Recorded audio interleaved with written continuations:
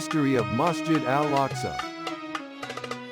Masjid Al Aqsa has a very special place in the hearts of the entire Muslim community, due to its unique and rich history as a place of worship that is so closely intertwined with the lives of many of the prophets of Islam, as well as for its special status as a masjid to which travel is recommended and in which reward is increased.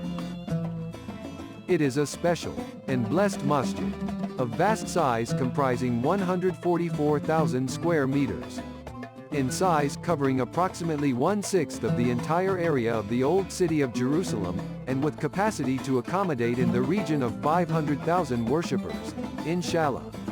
Below we shall set out a very brief summary of the history of Masjid Al Aqsa, splitting the information into 3 sections: 1 from Prophet Adam as to Prophet Muhammad SAW, 2 from Prophet Muhammad SAW to 1917, and 3 from 1917 to the present day. First part, from Prophet Adam alayhi salam to Prophet Muhammad salli alayhi salam. Masjid Al Aqsa was the first Qibla in Islam, and it has been a significant and important place of worship for the prophets of Islam. It was built 40 years after Al-Masjid Al-Haram in Makkah. There is a difference of opinion amongst scholars as to who exactly built Al-Masjid Al-Aqsa, with some scholars and historians asserting the view that Al-Masjid Al-Aqsa was built by Prophet Adam alayhi wasalam, and others opining that it was built by Prophet Ibrahim alayhi wasalam. It has also been rebuilt, renovated and expanded many times in the history of Islam. It was a well-known place of worship at the time of Prophet Ibrahim alayhi salam, and for his son Prophet Ishaq alayhi salam and grandson Prophet Yaqub alayhi salam.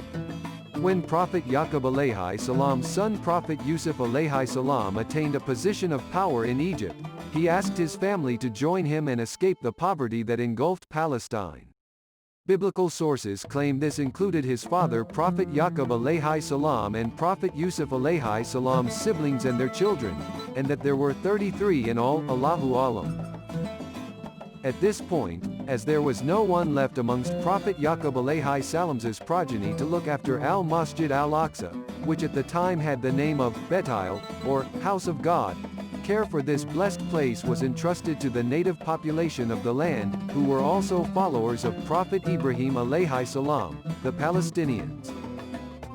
The Israelites, who voluntarily immigrated to Egypt, seeking a better material life, remained there for approximately 4 centuries and became slaves to the Egyptians.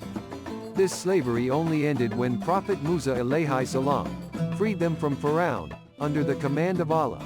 However, the Israelites rejected the orders of Allah to return to Palestine and were thus commanded to live in and wander through the desert of Sinai for 40 years. This ended when a new generation was born, containing within it Prophet Daud alayhi salam, who led his generation of believers to Palestine. Prophet Daud alayhi salam established his kingdom in part of Palestine and controlled Jerusalem. His son Prophet Suleiman alayhi salam rebuilt Al-Masjid Al-Aqsa with the help of the local indigenous population, and next to it he built the ruler's palace. After Prophet Suleiman's death, his 2 sons divided his kingdom amongst themselves, with each having its own capital. These kingdoms existed for a very short period of time, approximately 200 years, with the last king of Jerusalem in this dynasty being dethroned in 586–587 BC as he tried to resist the Babylonians led by King Nebuchadnezzar, but failed due to a crippling siege that the Babylonians had placed on the city. Shortly after the Babylonians took control of Jerusalem, Al-Masjid Al-Aqsa was destroyed again. The Persians overthrew the Babylonians, during which time efforts to rebuild Al-Masjid Al-Aqsa as a place of worship were renewed, but in the period thereafter, ownership changed hands numerous times, and Al-Masjid Al-Aqsa was destroyed, rebuilt and then destroyed again within a century by the Romans in 70 AD after a revolt in the city. By 315 to 325 AD, when the Roman Emperor Constantine converted to Christianity, the Romans, and the people residing in their land, including the Jews, no longer had any regard for Al-Masjid Al-Aqsa, and no longer treated it as a place of sanctity and worship, with the site of Al-Masjid Al-Aqsa actually being used as a place of waste disposal for the citizens of the city.